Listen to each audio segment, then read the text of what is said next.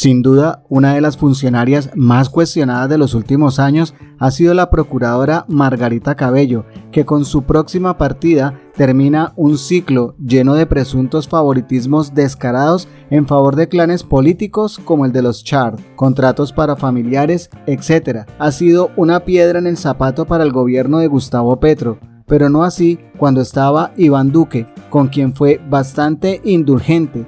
Por lo anterior, la elección de su reemplazo, Gregorio El Hach, genera esperanza y un alto grado de confianza. Recordemos cómo fue el entorno de su elección. Resulta que para esta elección se debían proponer 3 candidatos entre una lista larga, uno por cuenta del Consejo de Estado, que era Luis Felipe Henao, exministro y muy cercano de Vargas Lleras. El otro lo postulaba a la Corte Suprema. Hablamos de Germán Barón Cotrino, también cercano a Germán Vargas Lleras, y el tercer candidato lo debía ternar el presidente Petro. Y cuando muchos estaban a la expectativa de quién sería la carta que el presidente se jugaría, pues el primer mandatario postuló a Gregorio El Hach, quien fuera secretario del Senado y que, dicho sea de paso, se conoce esa corporación de pe a pa. Esta decisión del presidente Petro generó muchos aplausos de un sector que vio en esta jugada algo estratégico e inteligente, y también suscitó reclamos de otro sector que ve a Gregorio El Hach como clientelista y más de lo mismo. Sin embargo, la elección de este tipo de cargos está diseñada para que tenga un alto componente político, porque al fin de cuentas es el Senado donde se elige. Juan Gregorio El Hach Pacheco, 95 votos, señor secretario.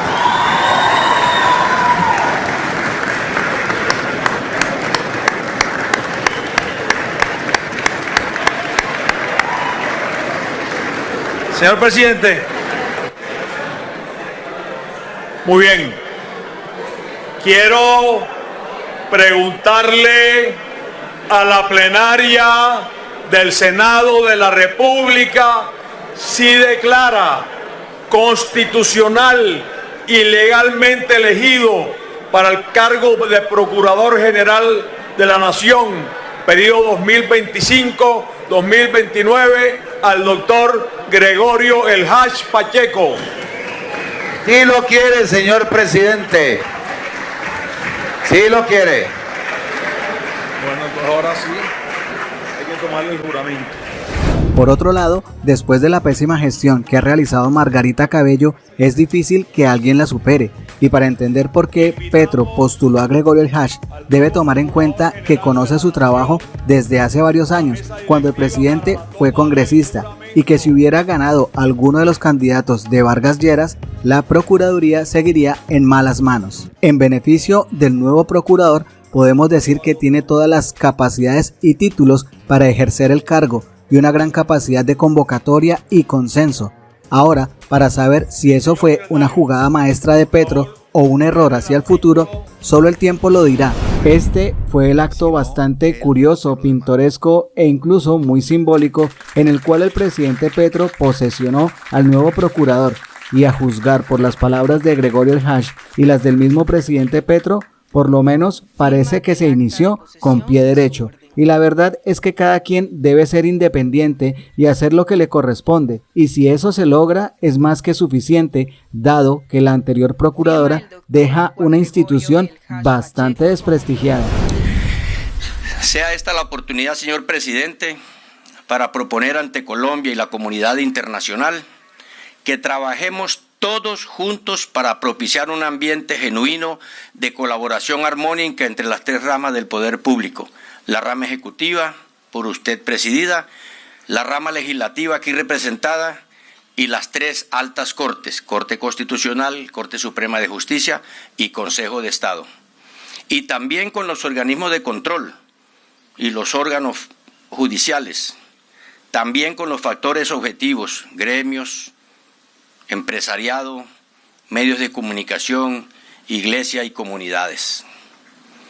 Durante mi ejercicio procuraré siempre hacer realidad el mandato constitucional y de incuestionable extirpe democrática de actuar en todo momento con autonomía e independencia frente a las ramas del poder y los demás organismos de control, y en representación genuina de nuestra diversa nación colombiana. Como Supremo Director del Ministerio Público, en unidad con la Defensoría del Pueblo y los personeros de Colombia, lideraré el diálogo para construir consenso que nos permita a todos los colombianos, consolidar las instituciones democráticas, la prosperidad y el cumplimiento cabal de la Constitución y de la ley. Procuraré que todos los colombianos sientan la institución como propia. En desarrollo de esta estrategia, el Ministerio Público actuará en las regiones en defensa de los derechos humanos, la lucha contra los efectos destructivos del cambio climático y la protección de la biodiversidad. Estaré muy atento a que tengamos un Estado funcionando de manera óptima, sobre todo en áreas tan sensibles como educación, salud y vivienda, entre otros, para que los sectores sociales más vulnerables continúen el camino de mejoramiento de su calidad de vida. La economía colombiana reclama la presencia del Estado y de un activo sector privado para ascender en sus niveles de productividad y generación de empleo y de riqueza. Asumo un reto muy particular. Mis más grandes esfuerzos estarán dirigidos a enfrentar implacablemente el demonio de la corrupción, que se alimenta también de un modelo centralista y centralizante que da muestras de su anacronismo y su obsolescencia. Acompañado del eficiente y eficaz talento humano de la institución, cuyos derechos y dignidad serán siempre reconocidos, procuraré la repotenciación de toda la institución, tanto en el nivel central como en los niveles regional y provincial, condición necesaria para alcanzar las metas planteadas. Como hijo de esta tierra guajira, no puedo menos que pedir que se dé estricto cumplimiento a lo ordenado en la sentencia T-302 de 2017 de la Honorable Corte Constitucional, en el sentido de continuar garantizando de manera prioritaria el acceso al agua potable con calidad, a la seguridad alimentaria y a la atención en salud. Mis paisanos guajiros, en especial los de San Juan del Cesar, en el sur de la provincia, pueblo que me vio crecer, tendrán en mí un celoso guardián de sus derechos, empezando por el agua potable, la energía eléctrica, la seguridad y la conectividad, para tener cambio social y prosperidad económica. Pero además, pensar también en las inmensas riquezas de esta tierra, el viento, el sol, el mar y sus bellezas interminables, así como su factor humano, para un turismo respetuoso del medio ambiente. Me propongo promover como labores esenciales de la Procuraduría en las regiones y el diálogo para construir consenso. No puedo terminar este hermoso acto sin invocar la memoria del gran juglar sanjuanero Nando Marín, quien en una de sus bellas composiciones cantó: «Esta es mi Guajira engalanada, que por años fue olvidada y hoy se yergue grande. Esta es mi Guajira engalanada, que por años fue olvidada y hoy se yergue grande». Muchas gracias. Se dirige a ustedes el señor presidente de la República, doctor Gustavo Petro Urrego. Señor Procurador General de la Nación, próximo a asumir el cargo, Juan Gregorio El Hash Pacheco, su esposa Marta Liliana, sus hijos Mario Roberto y María Alejandra. ¿Están por acá? Sus amigos e invitados especiales, presidente de la Corte Constitucional José Fernando Reyes Cuartas, presidente de la Jurisdicción Especial para la Paz, JEP, Alejandro Ramelí, se dice así, ¿cierto? Que su familia es la que diseñó los interiores del Palacio de Nariño, que ahí, muy italiana. Y su esposa María Cristina, directores, ministros y funcionarios del Gobierno Nacional, Fiscal General de la Nación Luz Adriana Camargo Garzón, Defensora del Pueblo Iris Marín Ortiz. ¿Dónde está Iris? Por allá. Registrador Nacional del Estado Civil Hernán Penagos Giraldo, General William René Salamanca, que lo vi por acá, Director General de la Policía Nacional, Gobernador del Departamento de La Guajira, Jairo Alfonso Aguilar de Luque, que nos acabamos de ver en, ¿cómo es que se llama? No. Hanna. Bien, pues bueno. Y su esposa Sara, congresistas de la República, magistrados de la República, alcalde distrital de Riohacha, está por ahí, ¿dónde está? Por acá. Y alcalde del municipio de San Juan del Cesar, medios de comunicación y en general a todas y todos los que nos acompañan el día de hoy. No voy a aprovechar su acto de posesión para hablar de la Procuraduría porque creo que tendríamos mucho que conversar. Digamos que los tiempos que se están viviendo en el mundo son tiempos de barbarie. Y la pregunta que tendríamos que hacernos es si los tiempos de civilización son posibles.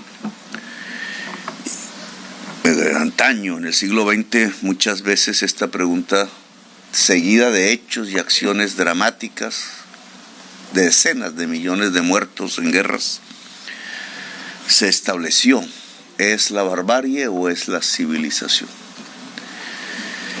La barbarie obviamente tiene una correlación, que es la muerte, y la civilización tiene una correlación, que es la vida. Y en últimas, se está dirimiendo si es la vida o la muerte. Cuando hablamos de la crisis climática, hablamos es de eso.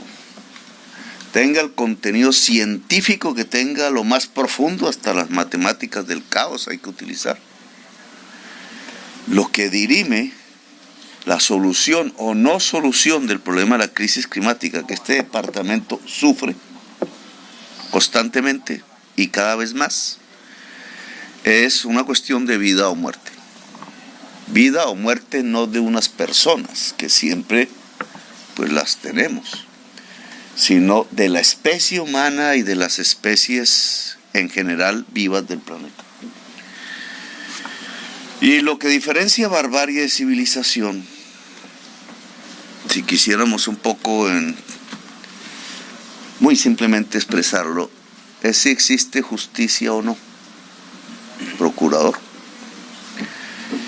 Y a escala mundial es si existe un derecho internacional o no.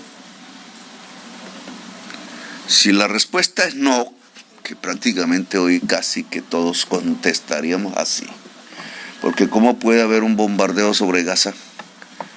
Sobre el lugar donde precisamente los cristianos conmemoran dentro de un día, 2 días, unas horas, el nacimiento del niño Jesús palestino. ¿Cómo se puede entender que allí mismo estén cayendo bombas, matando niños y niñas por decenas de miles? La ley del embudo, diríamos desde aquí, desde La Guajira. Allá no nos entenderían mucho o casi. Hernando Marín fue muy amigo nuestro y casi el pueblo guajiro lo fue durante mucho tiempo. Su historia, doctor El Hash, es similar a las nuestras. Del Mediterráneo alguien salió, llegó aquí. Aquí permanecimos y nos fuimos, en su caso, para el Cauca, yo también. Volvimos a Bogotá y nos hicimos libres. Que hay un vallenato que dice: y en toda La Guajira me hice libre. A mí me tocó en toda Colombia me hice libre. Pero es el mismo periplo. Usted lo hizo, yo lo hice y dejemos hasta ahí. Porque la prensa le gusta relatos simples para explicar hechos complejos. No voy a volver complejo más, pero aquí en este lugar tenemos ese mundo en donde el Mediterráneo se junta con el Caribe. El Caribe ya existía y el Mediterráneo también, y chocó a la fuerza. Santa Marta conmemora 500 años el año entrante, que he querido que sea un acto especial para quitar la fuerza. Cuando se quita la fuerza, lo que queda es la cultura. Y la cultura del Mediterráneo con este Caribe es explícita. Lo expresa usted, compañero, con el acordeón, y cuando canta, lo expresa al tono de su piel, quizás la mía. Somos descendientes de árabes, no de españoles. Solo que no queremos decirlo o no sabemos. Porque los marineros que llegaban aquí en las carabelas, aquí. Santa Marta fue el primer poblado. Estaba lleno de árabes, no de españoles. Árabes conquistados en Granada y en el Califato de Córdoba, a quienes se les obligaba a ponerse un apellido español y a rezar la Biblia y no sus creencias. Esa historia está borrada, pero es una historia también del Mediterráneo, como también los hispanos llegaron aquí, pero eran los jefes y los conquistadores, y destruyeron indígenas, y por eso hay un camino difícil para subir a la sierra, porque fue el último lugar donde resistir, y por eso trajeron los negros, la población afrodescendiente, y por eso nosotros tenemos raíces árabes, porque venían de marineros obligados moviendo anclas y velas, y aquí se depositaron y vivieron, y porque al final nos mezclamos de tal manera que el Caribe es un encuentro no solo violento, sino también pacífico de sangres y cultura. Por eso los 500 años de Santa Marta, aquí cerca, la tierra que no es tanto de García Márquez, pero sí es su libro, que ahora se vuelve famoso, porque él es de Sucre, de las sabanas de Córdoba y de Sucre. Expresa, esa cultura expresa un encuentro que debe ser pacífico entre el Mediterráneo y el Caribe, y ese es uno de mis propósitos en esos 500 años de Santa Marta. Cultura y justicia. Esa es la base de la civilización, en mi opinión. ¿Puede haber justicia y civilización en el mundo ahora en medio de la barbarie? Mi opinión es que sí. Pero entonces aceptamos la justicia internacional, procurador. Esta es la pregunta de un gran debate que ya yo sin querer abrir, porque no quería abrir eso, que no esperaba eso. Pero ¿puede haber justicia internacional hoy? La respuesta mayoritaria es no, porque ante el genocidio de Gaza, decía, allá en el Mediterráneo, donde en parte salimos, no es posible. El genocidio es lo contrario de la justicia y de la civilización. Pero como seres humanos tenemos que decir que sí, porque la esperanza no muere. La esperanza es lo único que nos permite actuar y transformar, y tercamente, a pesar de todo. Porque siempre habrá obstáculos para impedir el cambio y la transformación. Pero la esperanza es lo que mueve, y yo sí creo que la especie humana perdurará en el mundo si somos capaces de tener esperanza, y por tanto si somos capaces de actuar y transformar. Entonces, señor procurador, le voy a dar esa pregunta: ¿es posible la justicia internacional? Es decir, la justicia humana como un concepto general más allá de las fronteras, o las fronteras nos van a aprisionar en la barbarie. Usted es un jurista, yo sé, ¿no? El cargo que ocupaba no es muy demostrable, porque oficiaba como notario. No tengo nada con los notarios, pero no sería yo notario. Pero le dejo la pregunta.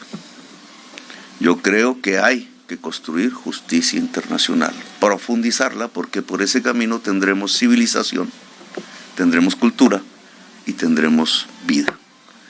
Bueno, gracias a usted y a quienes me han escuchado. Espero que tenga usted un periodo bastante importante para el país, que sea de paz. Ojalá podamos construirla, y al pueblo y a los dirigentes aquí de Riohacha y de La Guajira,